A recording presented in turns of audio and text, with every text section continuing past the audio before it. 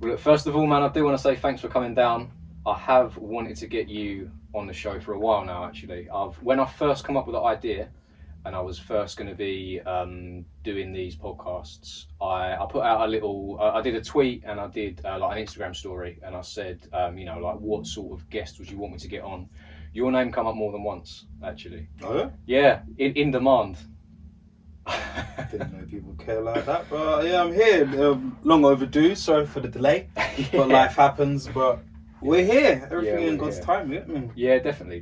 No, that's it, man. The majority of the people who were requesting you on the show, basically, they were interested in not just your backstory, but also the mode backstory and how they might sort of like come together type thing. But I mean, if we start at the beginning. When did you first get into grime as a genre and as a fan of it?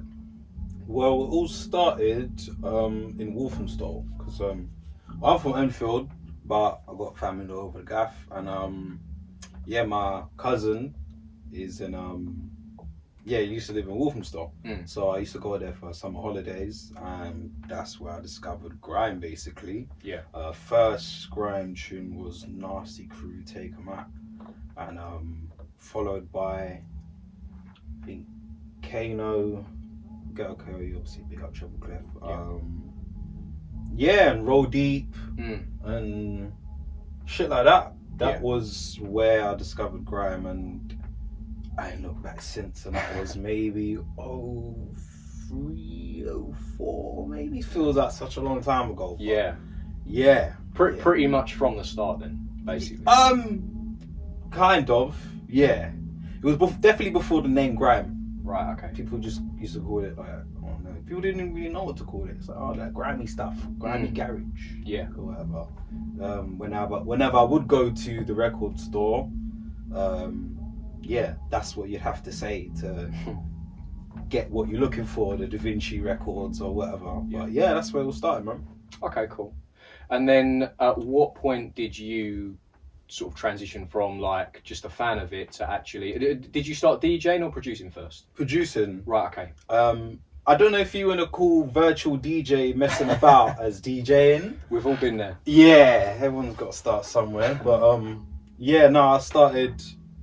Yeah, big up my science teacher. He sent me home, and daytime TV is swag, innit? And my brother Jeremy used to make tunes. Used to make hip hop beats, and I had nothing to do. I was like, I've always been into music, innit? Always. When I used to burn CDs for the car journeys and all of that shit. So I was like, I'll give it a go. And that's where it started, man. FL Studio. What was it even called FL Studio? It's called Free Loops. I don't remember what Free Loops might have been 3 or 4, but man, that's where it started and never looked back. Yeah. And I was real young. When it started, man. Maybe 11, 12, 13, something like that. Yeah. I'm 29 now, so yeah, you can do the maths. But, yeah. It just felt like a game, to be honest with you. I don't think I was really conscious of, I'm going to be some producer guy. Just like, I love music. And I can make music on this software, yeah? Obviously, big up the Torrent crew. Yeah. And it just felt like a game, and the more I play, it's like I'm unlocking levels.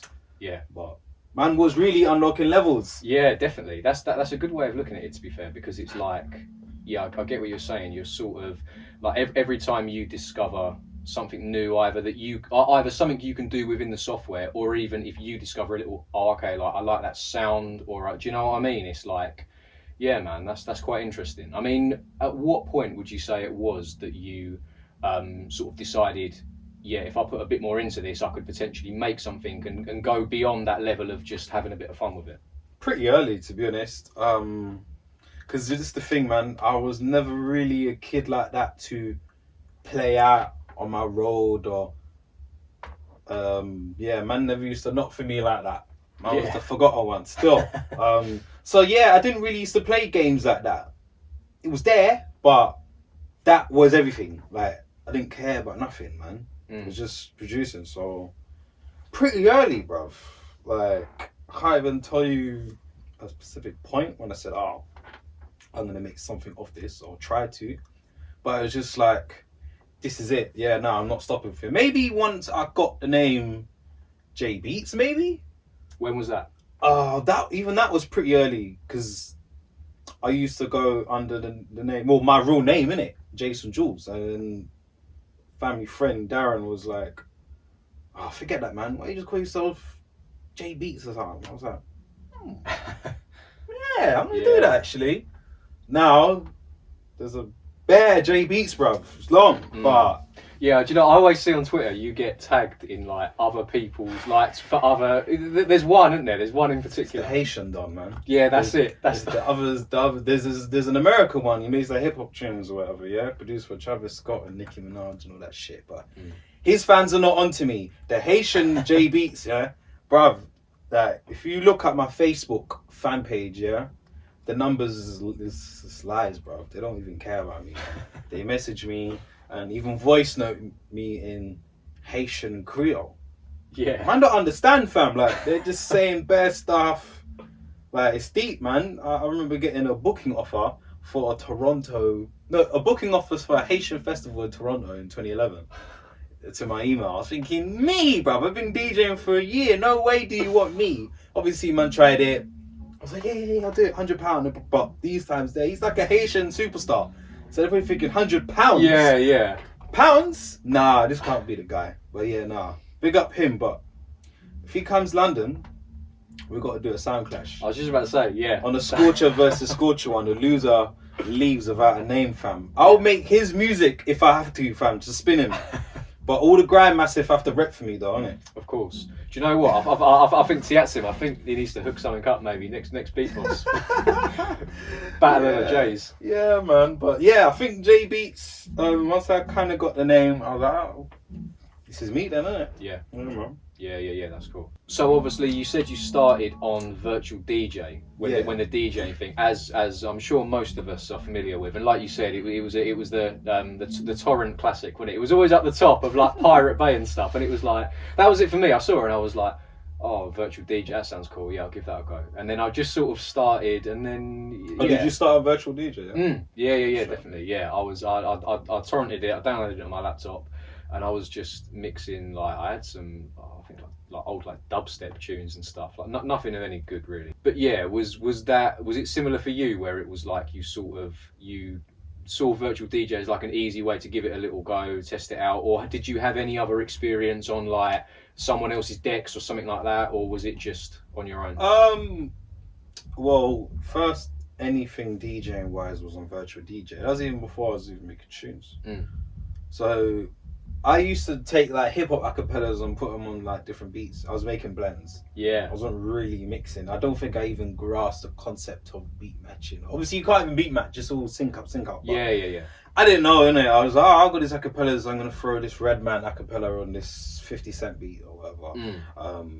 But my first experience of DJing, we got my French teacher. I can't remember her name, but she knew I was into music. So one day of the week, I got put onto this music course somewhere in Edmonton Green, and like was just mixing on 1210s. But even then, I didn't know what my man was doing. My mum used to be a florist, so she used to do floristry at EMI Records. So she would come back home certain times with like CDs, even vinyl. Yeah, because at one point I had belt drives. I asked my dad to get decks. Okay. At this point, I didn't know what decks is what. I just thought, well, from the course, they use this vinyl turntable thing. Well, any of those would do. Yeah. So I think he spent a bill at Maplin or Macro. That shit was whack, man. Yeah. Some belt drive thing. Because I'm trying to like cue the record, and once you like you scratch it or whatever, and then once you let it go, it just goes really slow. I'm thinking, but man can't clock no mix like this. So I didn't really get far with that. I just bought a couple records from my local record store. Well, I'd Skepta, Duppy, a couple Jammer, a couple bits, but I didn't do nothing. I just ripped it. But I think my first DJ experience was my oldest brother Justin used to be a youth worker at a youth club in Enfield Island Village down the road from me, and I didn't know no one there. But they were doing some DJ course thing, and told me I should go check it out. And I've always been interested in the concept of being a DJ, and I was already producing at that point. Yeah. This is like 2008, so I'd already had tunes on people's mixtapes. But it was always just like, oh, it'll be cool to be a DJ, but I just never really had the real opportunity. And at this point, it was a CDJ thing. I already had tunes, so I just used to go there. I used to burn CD just for that, and that's where it started. The company who put that course on, British DJ and MC Academy. Yeah, basically, if you keep going there and you're consistent, you go on a course with them every Saturday for like 5 weeks in Brick Lane. I used to go there just for that. Some other kids just went there, just wanted to play pool, PlayStation, fuck a bat. So yeah, I got into the course, and then I started working for the company, teaching other kids how to DJ. Okay. Which is a bit mad, because now that I look back, I didn't really know how to DJ like that myself. But you know, when you mix grime, 98% is 140. Yeah. So man cued a couple 140s. Well, no, I can mix now. So I was just teaching them that. But yeah, it was from that course and the time working with the kids, and obviously man go to estates, and because it was like a Mercedes SUV with decks at the back, and we'll just pull up to estates. Oh, okay. But sometimes they didn't give a shit, the kids, or no one's about. Yeah. So enough time, I was just mixing to myself. But those times there, I was really honing my craft. So that, yeah, big up Chrissy, big up Lady MC, British DJ MC Academy. They're the reason why I'm really DJing. To be honest, yeah. Yeah. What sort of age was that? Boy, maybe 14, 15. Okay. Something like that, yeah. Yeah. Yeah, year 10, year 11 times, something like that, yeah. Okay, cool. When was it that you, or what was your first radio show, first of all? My first radio show? Yeah. Ooh, maybe a guest mix for someone. It might have been, I think it was Rinse FM, you know? It might have been SK Vibe Maker. Big up SK. Really and truly, I had no business doing a guest mix. I was early. I remember doing a clang on one tune that was not 140. You get me? It was my own tune. But yeah, something like that. Yeah, I just about knew what I was doing. I didn't really, but yeah, I didn't really get on radio like that until quite a few years later, to be honest. Yeah. Did you want to? Was that something that you was sort of keen for, or were you more, I guess what I'm trying to get at, were you more sort of focusing on your production or your DJing at that point? Production's always been number one. Yeah. So I'm a producer first, DJ second. I mean, Beats is in my name, innit? Yeah. And yeah, I've always wanted to be on radio, but at the same time, I knew that I wanted to respect the craft and get to a good enough level where like I'm not gonna present myself to the world and embarrass myself. So I wasn't in a rush, but at the same time, there wasn't that many opportunities to get on radio. I think my first real radio experience was maybe with Bloodline. I used to do a lot of radio with them, going back to back with their DJ Springy P on Pulse London, which used to be at the same building as Mode on the bottom floor. Oh, okay. Yeah. That's kind of where I kind of had more kind of experience with doing sets properly, and couple back-to-backs with Scope and Spike J, original Mode management. But yeah, that's kind of where I started to get more experience. I didn't get my first radio show until Mode, fam. Yeah. So made your own lane. Yeah, kind of, but not really, because Nah, at that point I wasn't even Mode management, but I'm sure we'll get to that. Well, that's what I was going to say, because it's interesting. Like you said, obviously you have always been primarily about the production. So how did you get from first and foremost a producer and a DJ second to then basically running alongside some others, obviously, your own radio show? How did that come about? Was that something that you always sort of thought that'd be quite cool to get into one day, or did it just sort of happen on the fly? that was like my plans for shit, man. Yeah. I just wanted to be Nang producer, Yeah. DJ, fam. I didn't think, yeah, man's gonna try to be the Mauritian genius or nothing like that, bro. I kind of just inherited it because with Mode, yeah, it's an interesting one because people don't really know the origins or the backstory like that. That's probably why people was. That's exactly what I'm going to say. Yeah, suggesting- I mean, it was literally like when, as I said at the start, when people were like requesting you for the podcast, they was saying like, I really want to know like the Mode backstory because yeah, I must admit I don't know sort of where it come from, where it originated from. So, but I mean, you say that you weren't on the management team from the very start. No, yeah. So basically, it all started with Scope. Scope, I've known Scope for some years. Used to play my tunes on radio. Local lad as well, was from Edmonton. So, yeah. And basically, I saw he went back to back with this guy who I didn't know at the time, DJ called Spike J. And I think I must have just asked, like, yo, let me come along. And then from there, that was also in Pulse London. So from there, then we went upstairs to Sean D's studio. And I think that's where I met the rest of them, Sankar, Trapper, and Limit. And Limit, I'd never met before, but I used to send him tunes. He used to play my funky tunes on his Rinda show. So, yeah, through Scope, I met the rest of them, and I was just cool with them. It was just like, cool. Brethren, isn't it? But that man had a station, and at the time, he didn't have a name. But yeah, it was a couple doors down from Sean's old studio. And just from there, I just become one of, or if not the first DJ on Mode. I was actually meant to go at Empire, actually. Okay, yeah. Good thing I didn't. Just because how everything turned out. But Yeah. I think Springy offered me a show on there, but because I was cool with these lot, my intuition was like, no, I should be here. And yeah, so that's how I got onto the station.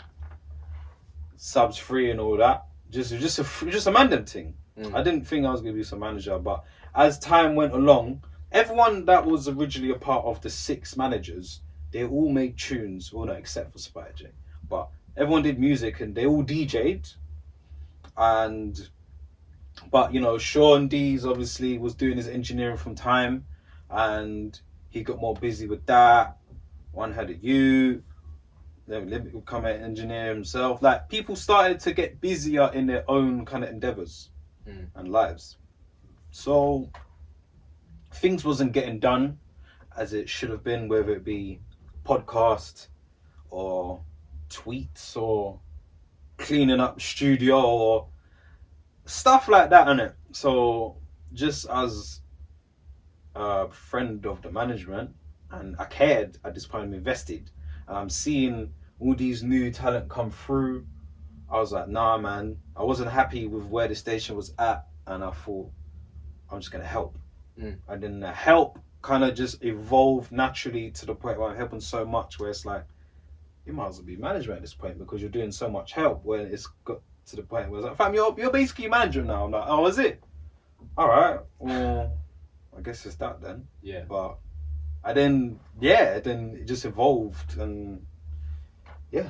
And so how, like, for context, how long was it from, because Mode started, what, 2014? 2013. 2013, right, okay. And when was it that you sort of, as you said, it wasn't like anything too official or anything, but the point where you were sort of considered part of the management team? Maybe 2-3 years. Oh, okay. Maybe. Yeah. It was a while still.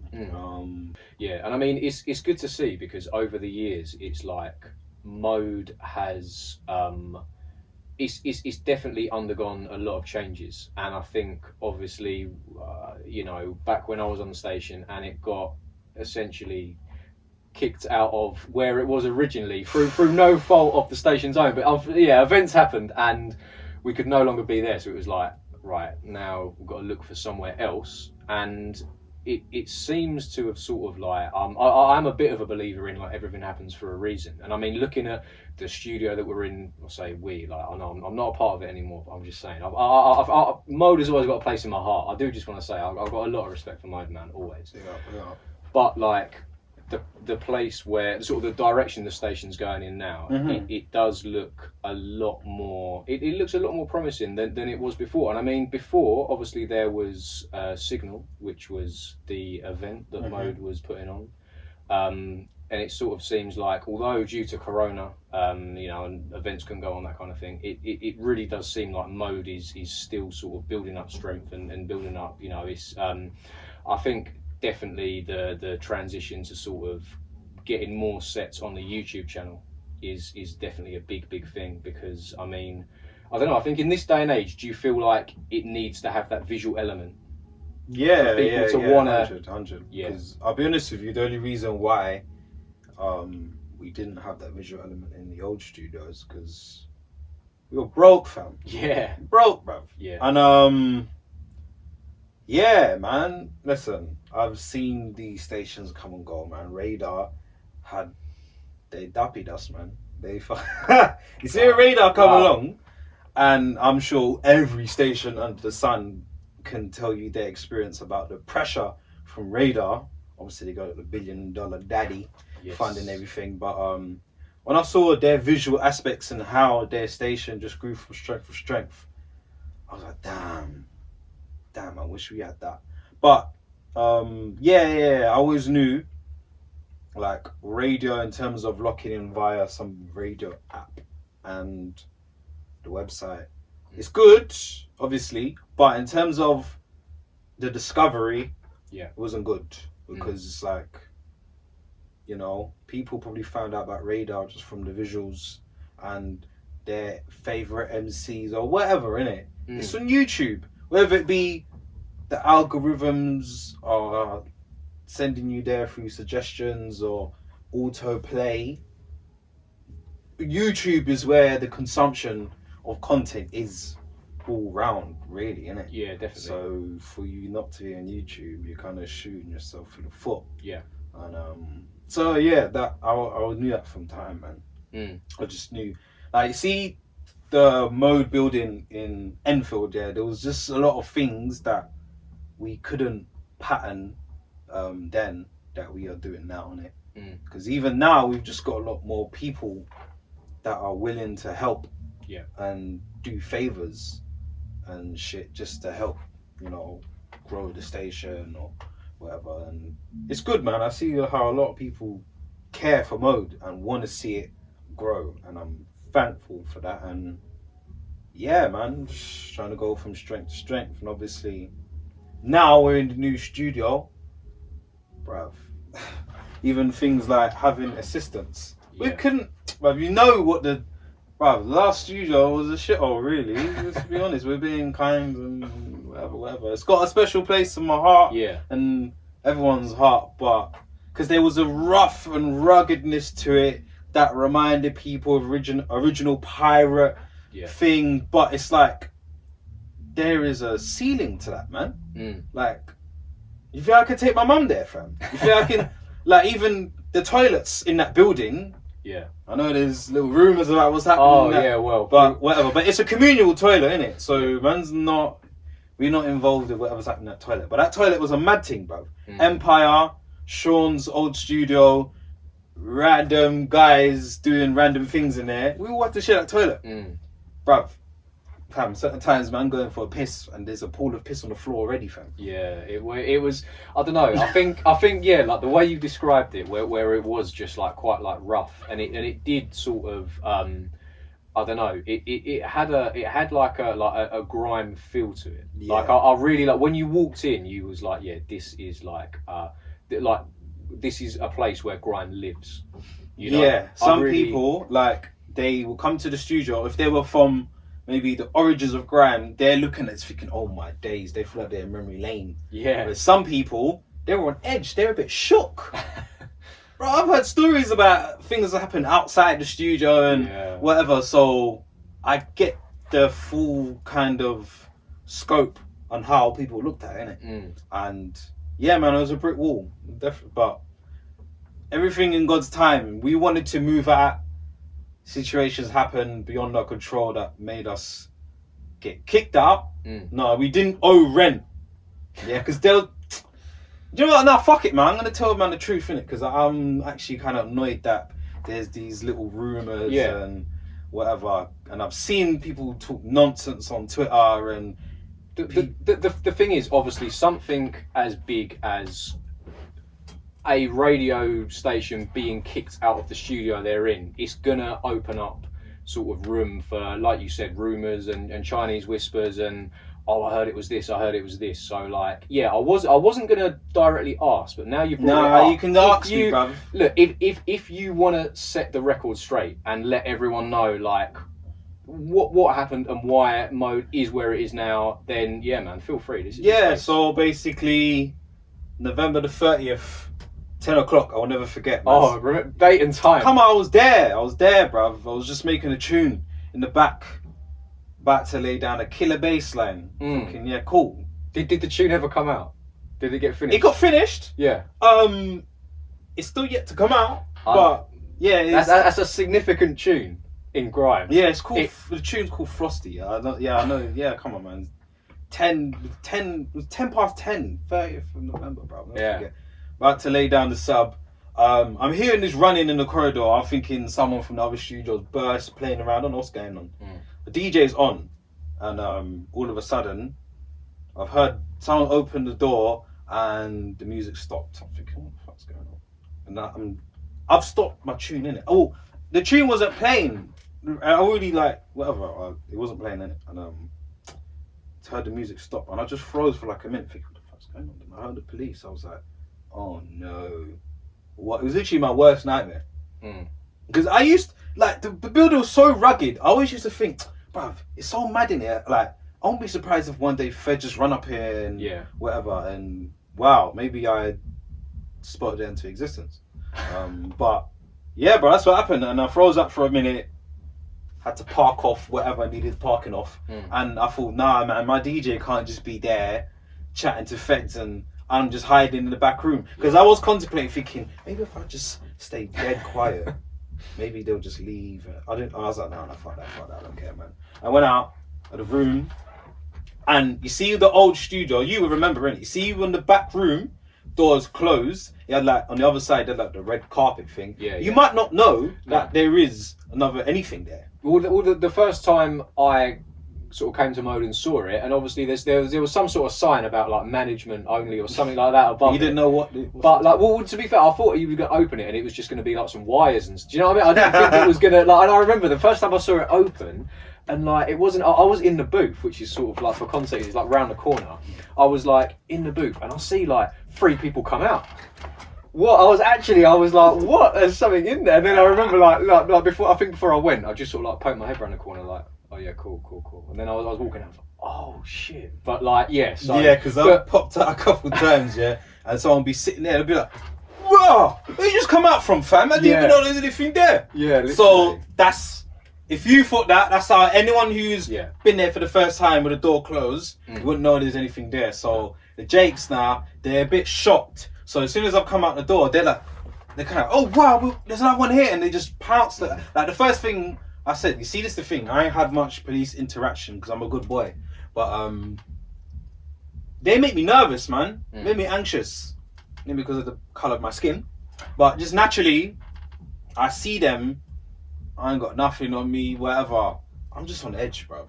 So even the first thing I was trying to say was, no, it's cool. I think I was all stuttering, I was like, oh, bruv, this is techie. Fam, they just put the cuffs on me, innit? I put the cuffs on me, and this is the thing. Basically, to summarize, they was looking for the mad thing, innit? Because they had a search warrant for the building, and they're looking for the mad thing. They don't know what they're gonna find. They just know this building, there's stuff in here. Gotta check all the units. And as we said, if there's a door that looks like it's trying to be hidden, or what, you know what I mean? If you just come from some little secret door in the corner, then naturally they're gonna think, hang on a minute, yeah. Yeah, and basically to summarise, it didn't take long for them to realise we didn't come here for this, innit? Yeah, They've come here, they're seeing a DJ, they're seeing records hung up on the fucking wall and shit. Like, it becomes obvious what it is. It's just a studio. Yeah, they just started making even jokes about Corrupt FM and. I did my 1 hour on cuffs, did my one stretch. You get me, and that was it. And then we was down for 10 months, fam.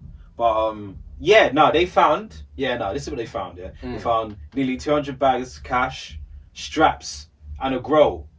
So for these people, who think, because so and so got banned, that that had nothing to do with nothing. The rent was cheap, bruv. It was everything was above board, innit?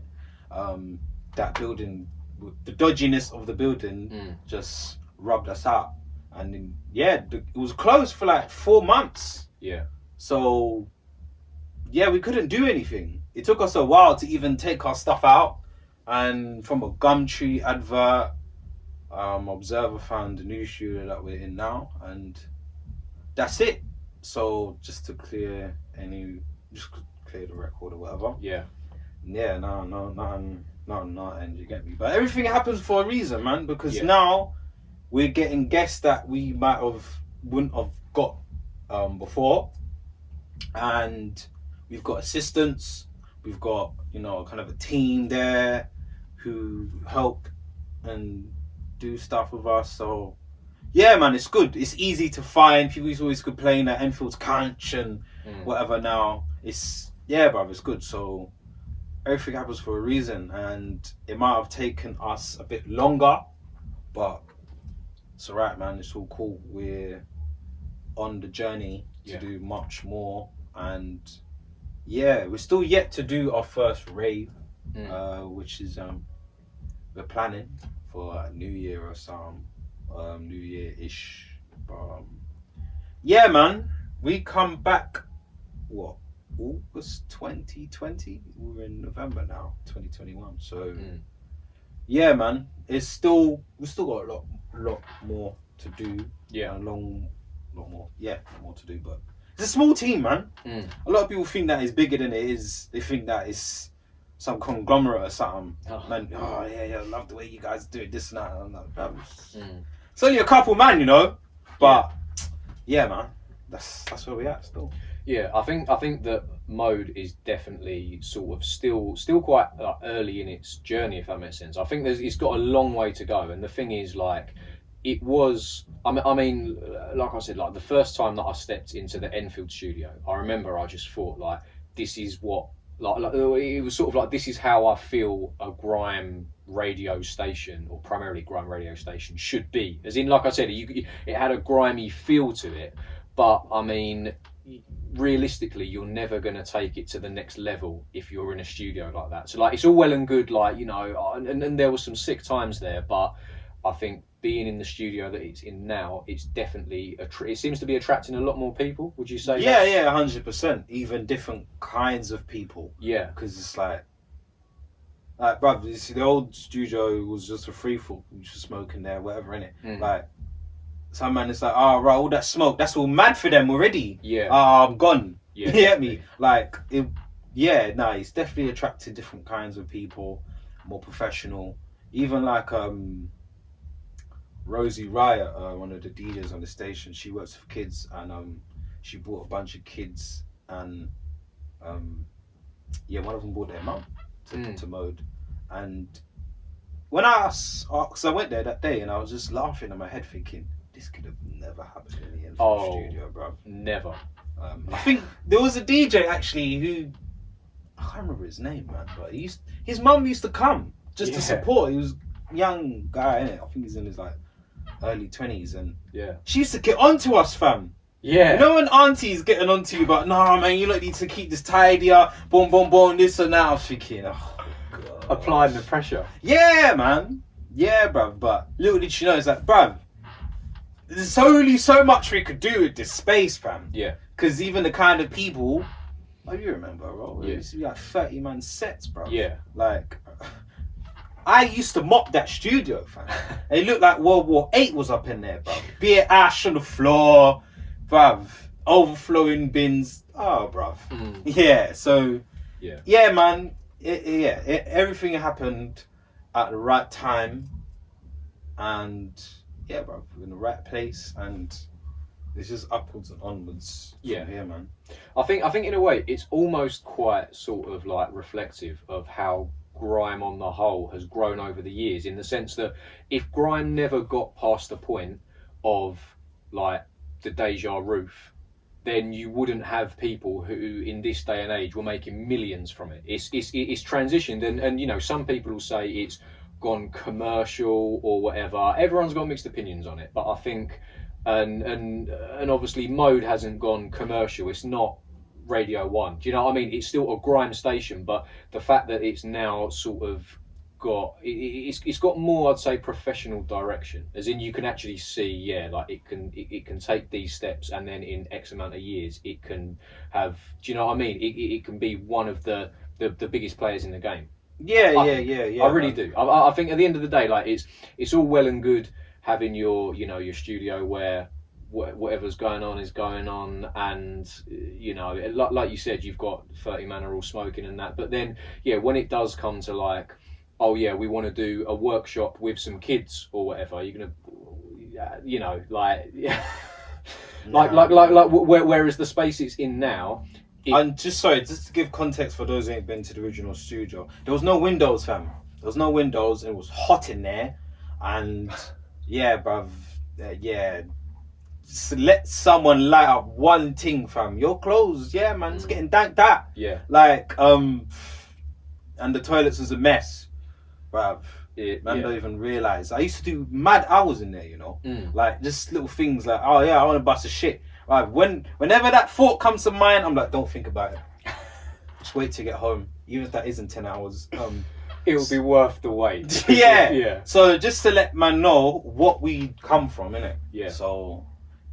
And, yeah, and that's the thing. I think like if you'd never like experienced that first studio, then you'd sort of you probably wouldn't grasp like how far Mode has come. Even in just that simple thing of like, it's, I don't know, you know, you sort of like, you go there now and you think like, yeah, this is like a place where like serious work gets done. Do you know what I mean? And like people come here to like hone their craft, to, you know, people come here to progress themselves, and you know, the station progresses with them. And whereas I feel like it was almost like the Enfield studio was just more of a like, this is where, you know, a couple of times a week I go and I mix some tunes and have a smoke and like you know, like go in the back room, make a tune or whatever. It's, do you know what I mean? It had a different, like, I think it served a very good purpose, and like I said, it will always hold a place in my heart.